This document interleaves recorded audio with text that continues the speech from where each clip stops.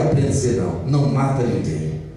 Também na vida espiritual, Deus nos educa assim. Deus nos educa assim, não é? Quero terminar essa pregação com o exemplo de Santa Mônica, uma mulher que desde criança, né, foi educada na dureza.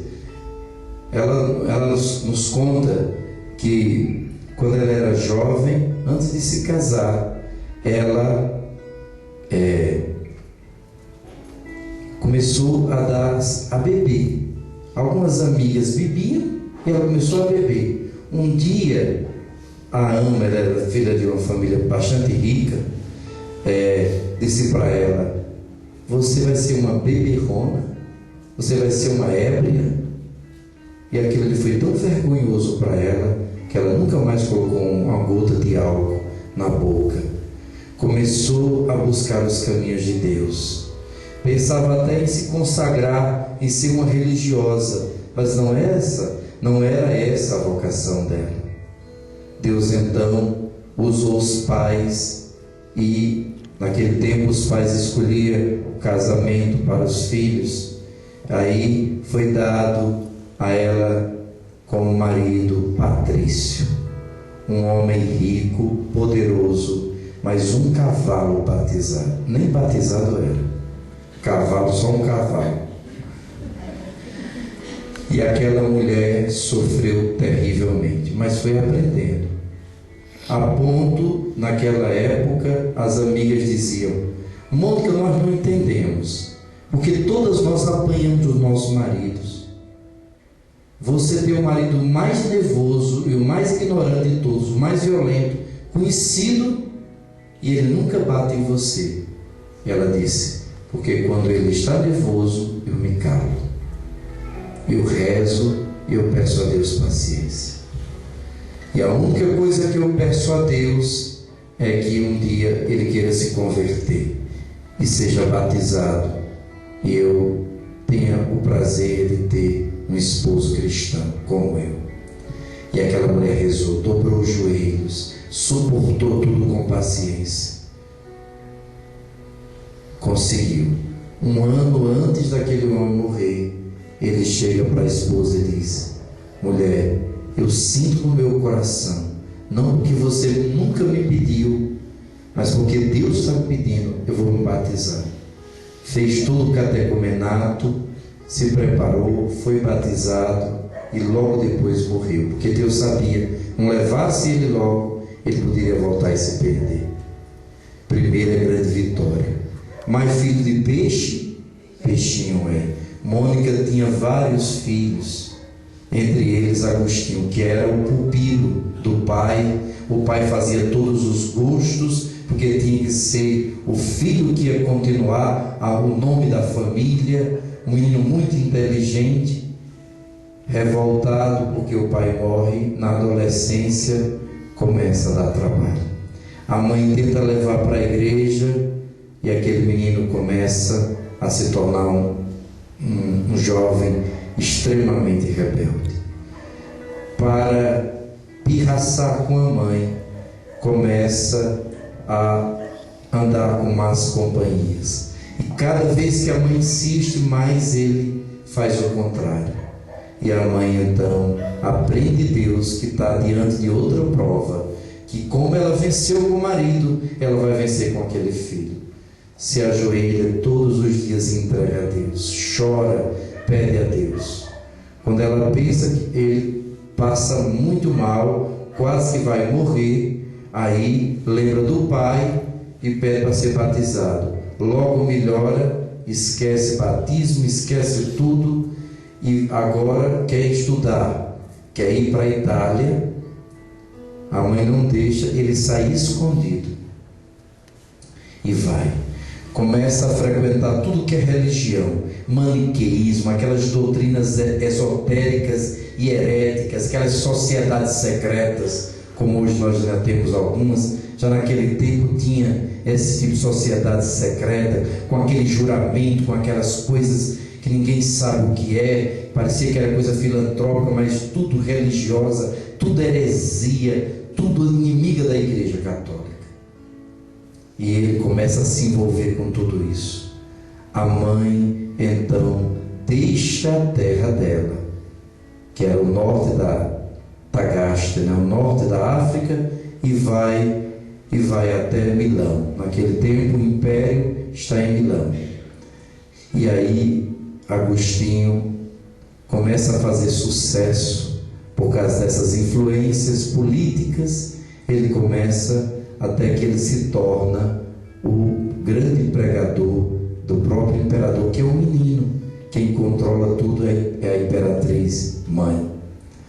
Então Santo Agostinho começa, a mãe vai atrás dele, ele não gosta, mas aceita, e ela começa a rezar e começa a descobrir em Santo Ambrósio, que é o bispo de Milão, uma grande ajuda.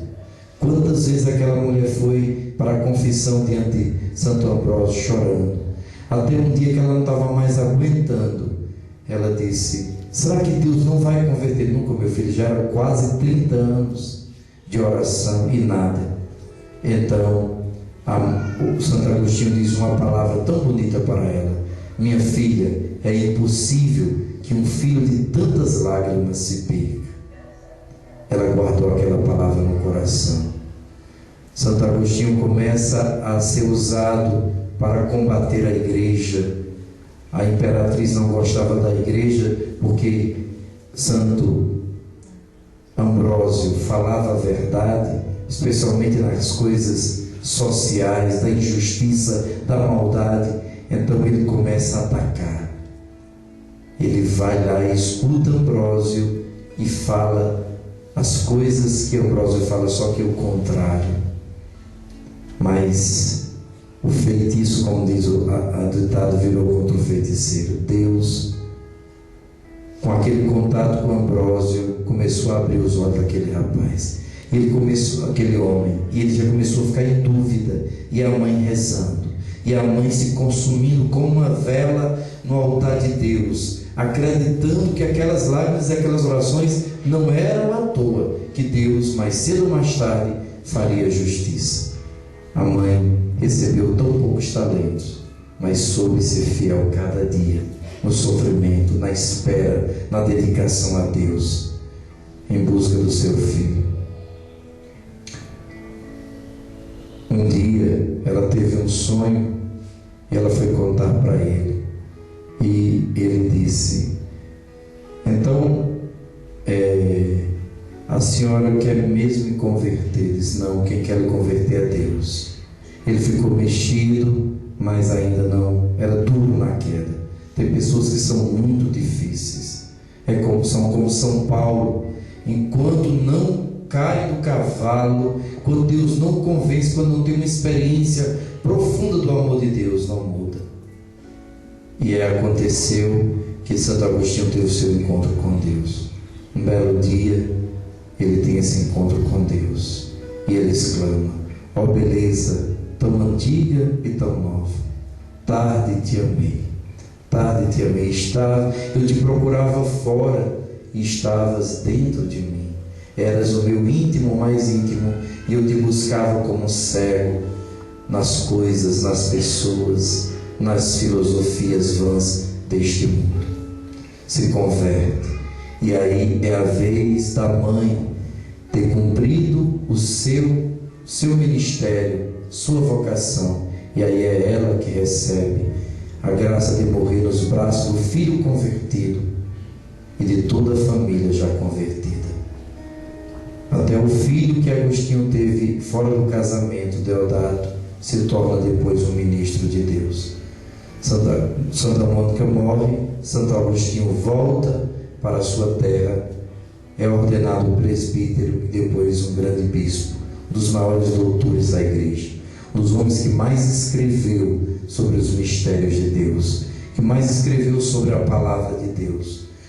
De perseguidor se tornou um grande defensor da igreja.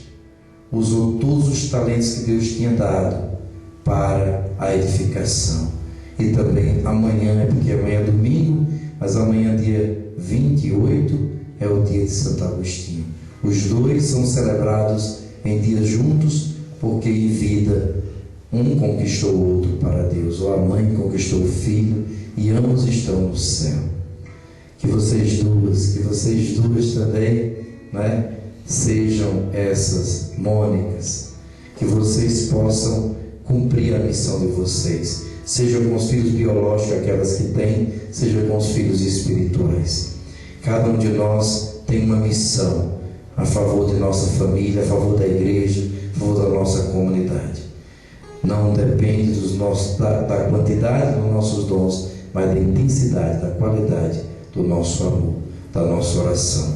Aprendamos com Santa Mônica a sempre perseverar, porque quem perseverar até o fim, este é que será salvo, e será salvo tu e também toda a sua família. É um exemplo lindo. Hoje, vocês celebrando o dom da vida de vocês, tomem Santa Mônica como vossa Mãe do Céu. Quero fazer aqui memória também hoje da minha madrinha de oração.